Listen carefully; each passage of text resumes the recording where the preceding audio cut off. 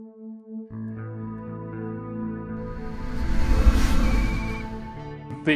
monument, if you no, of course it is not. So if you look at the monument, it's very respectful, it's reverent, it's a very sober, simple monument, really, and it encourages. What? It's a monument to what?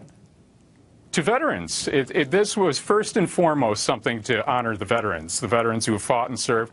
All veterans. Not all veterans are Christian. Not all veterans are Satanist.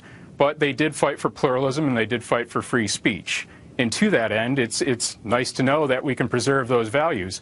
When they shut down the open forum, we weren't actually celebrating that. We built this monument. We were ready to install it. We wanted to put it there. And it seemed like the residents of Belle Plaine weren't entirely up in arms about this. Some of the word we got back said people thought our monument design wasn't anything to complain about. The protesters from a Catholic organization, they also were out of state.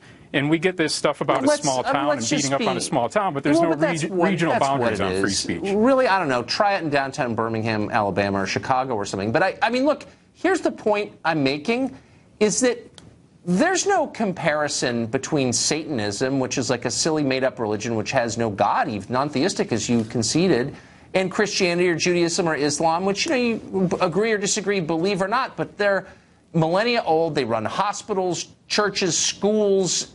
They form the basis of our civil society. They don't really compare to what you're doing, do they? Well, we're getting there. We're a very growing population, and we should defend pluralism and free speech. We can't allow America to divide itself into regional theocracies. Imagine a place like Clearwater, Florida, which is almost entirely colonized by Scientologists. Are they going to shut down the open forum for only veneration of L. Ron Hubbard, or introduce Dianetics as compulsory in their schools? And imagine the civil war that would ensue if Muslims I agree with your point strongly that people ought to be allowed to express divergent views in public. I just don't want to be sucked into the trap of having to take seriously what is clearly not a serious thing. Do you know what I mean? So it's one thing for me to agree with you and say, yeah, we're both for free speech, but this if we weren't being serious, I would understand what you're saying.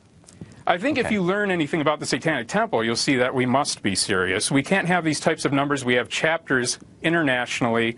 We're quickly growing. I don't believe your numbers for a second. And I mean, I don't. What does that even? So, like on you don't have to. Well, I don't believe the numbers of any group that comes on the show. I always divide by 10, and that's probably an overstatement for any group, but especially yours. But before we go, just tell us. So what if it were 2? So what if it were 2? The principle would be this. We still have equal access to the open forum. You would have the right to say what you think if it was just you, and I would be willing to defend that right. But again, the point of calling this Satanism is to horrify, like, normal people in the middle of the country. That is exactly the point. That's not true. No, that is not exactly. So what is the point? Just to sum it up for me, I'll give you 30 seconds. What's the point of Satanism? Well, to sum up a religious movement in its history in 30 seconds isn't quite fair, but I would say that. But I would say that Satanism embodies Enlightenment values. It is emblematic of the ultimate rebellion against tyranny.